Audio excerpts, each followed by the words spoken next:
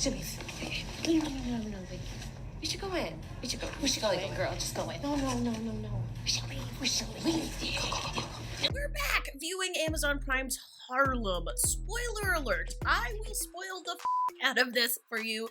So if you haven't seen episodes 1 through 6, make sure you watch them first. Otherwise, you will be spoiled. All right, 5 and 6 were pretty interesting episodes. I'm worried that there's a little bit of a lull in the middle of season 1. It feels like we've slowed down a bit. So I'm hoping things kind of pick up energy-wise as we gear towards the end of this opening season. Episode 5 deals a lot with Camille discovering Jameson's research on his computer that he had done in order to stalk her and impress her and woo her. The real question is this guy the worst stalker ever? Because why would you leave that up on your computer? Maybe he didn't think he would be successful in his stalking. There are 2 things I cannot abide. One is lateness, and the other is inappropriate cleavage in the workplace. Boom, boom. Guilty 2 times. Oh, I love this conflict between Whoopi Goldberg's character, Dr. Pruitt, and Camille. They just have such different styles. Dr. Pruitt is so serious and always be on time, and Camille is in that trying to get her together phase of her life, which I'm sure we can all relate to. Not me. I mean, I've always just had my together, but like other people, I'm sure there's other people out there who can relate to the not having.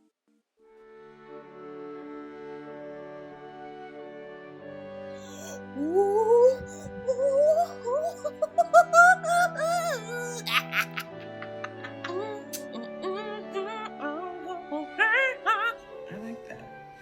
This show continues to bring us awesome, familiar faces. In episode 5, we get a guest appearance of Tamra Tunney, who plays Ian's mother, Camille's ex's mother, and she, of course, I fell in love with Tamra Tunney on Law & Order SVU. The fact that we never got a Mariska Tamra hookup on SVU plagues me to this day. Damn, Ty and Anna are getting pretty romantic pretty fast. They're going full Subaru on us. Damn, they're already coupled up? I mean, can we expect an end of the season wedding between these two? God. I mean, they really went full U-Haul Subaru with the trailer full of rescued pets pulling behind them.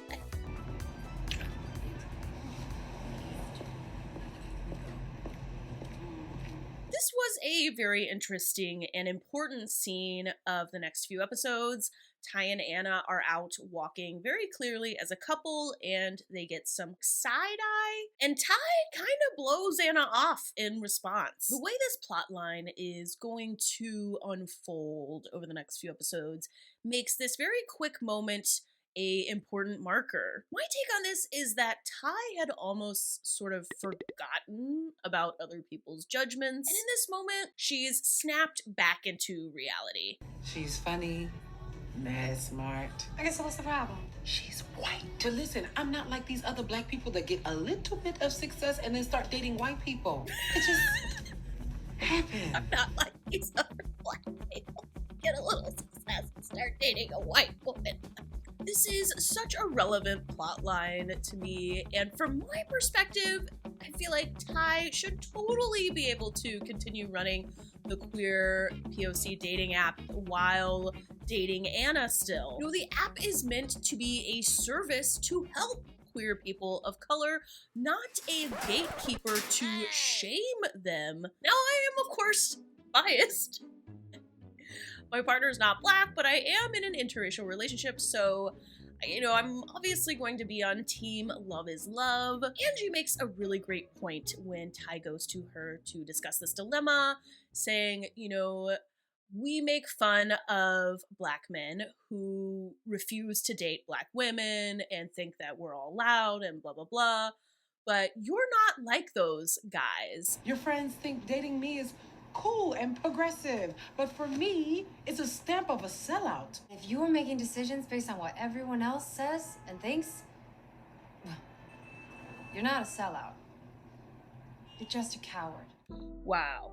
Okay, Anna is calling Ty a coward, and my response to that is, That's intense.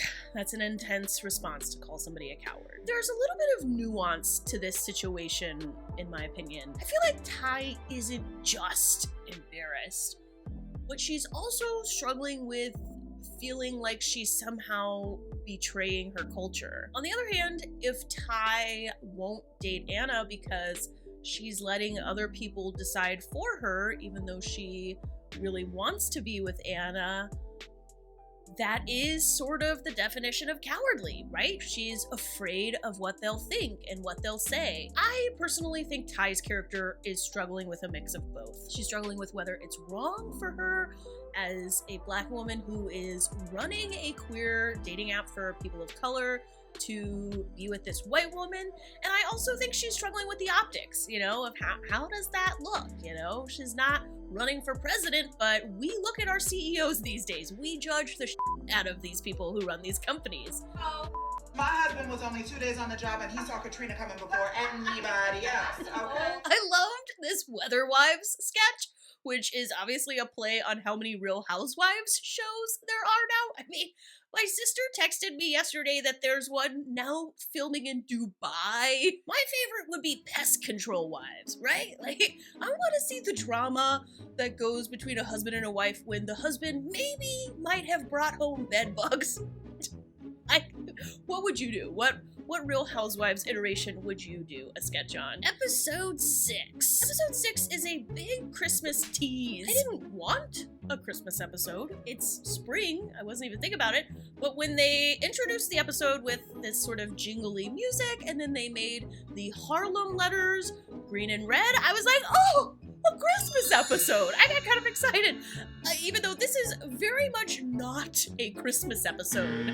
I think there's like one reference to Christmas at the tail end of the episode, but not a Christmas episode. What evil straight white man do we have to thank for deciding that women need to steam their vaginas? Okay, who is actually out there paying money to sit on a boiling water toilet? Do these places really exist?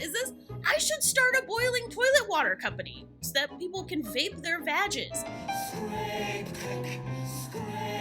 Wow, this is actually amazing. Angie is always dogging the musical she's in, but I was really into this footage. I wanted to keep watching this, and I hope we get to see more of her musical by the end of the season. I need thick thighs to keep me warm. So you were always gonna dunk me? Gotta say, I am loving how gay-friendly this show is turning out to be. We've got Tai, obviously, the masculine of center lesbian who is getting a lot of screen time thus far. We've got a, spoiler alert, queer relationship with another main cast member coming up for us in the future. And we have moments like this where the show takes this episode-long running cuffing season joke and they add a tag on it with this gay couple Angie is working with. Not to mention, by the end of the episode, we will learn this new character, Eric, that Angie spends episode 6 hanging with, is actually bi and her new love interest. Like, this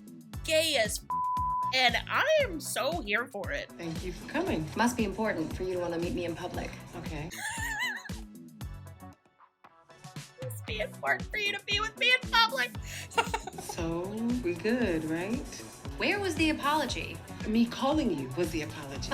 Her calling her was the apology? If that's what you think an apology is, what do you consider an acceptance? Just not dying?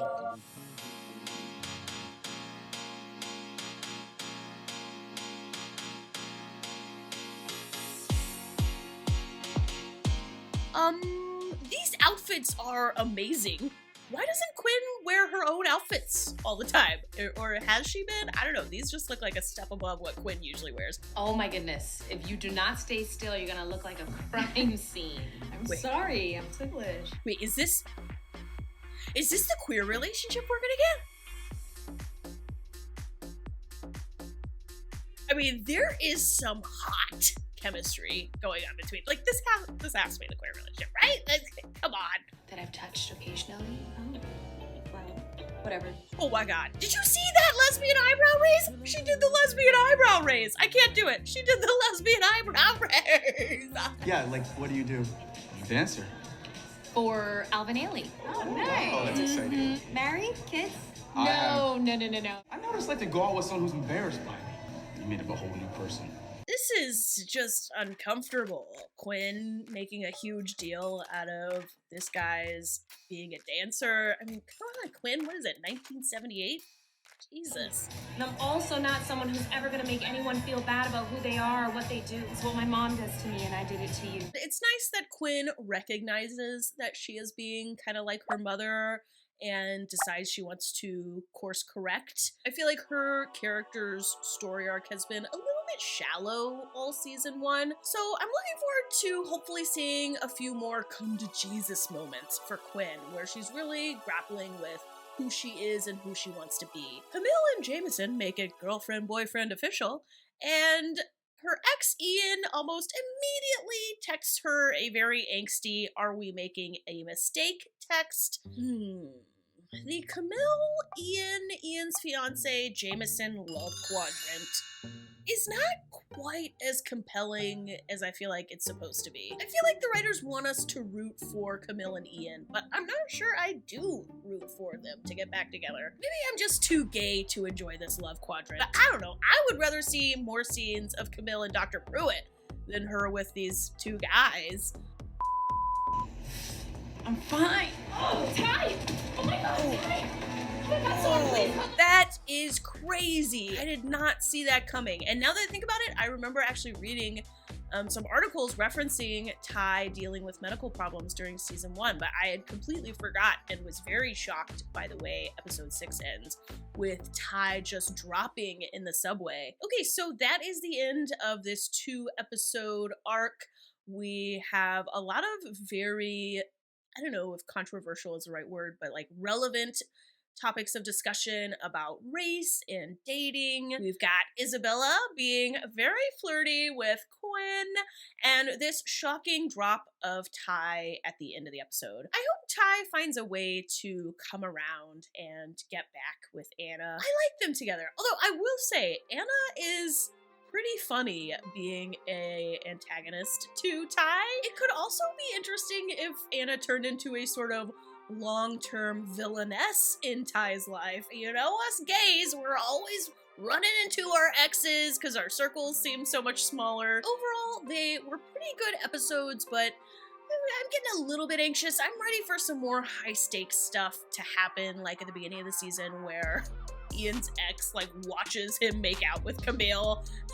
Although in that she like pretends like she doesn't see it, but yeah, I'm thinking we're gonna get that because like, but I guess my point is I'm ready for the other queer relationship to develop. You know, I don't need any filler episodes. You know, let's see what Twitter is saying about Harlem. How are you running a dating site for queer POC, but you're dating a white woman? Okay, this person might probably disagree with my takes. I like that show Harlem on Amazon Prime, minus the fact that they don't have New York accents. You know, I hadn't thought about the fact that they don't have New York accents. But is that like I watch Chicago shows and I'm like, oh, they don't sound like this. Why doesn't every character sound like this, huh? Like, because, like, not everyone in Chicago sounds like that. Wait, when's Harlem on Prime coming back? This past February of 2022, Amazon Prime renewed Harlem for a second season. No word as of yet on when it will come out. I'm not even sure if they've started filming yet. My guess is the earliest we could see it is summer of 2023. Okay, let me know in the comments what your thoughts on episodes 5 and 6 are, or just on the season as a whole. Was Ty right to break up with Anna?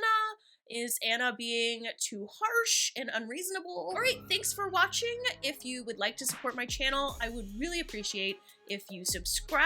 I will be back to recap the rest of the season soon, so keep your eye out for the rest of the season's recaps.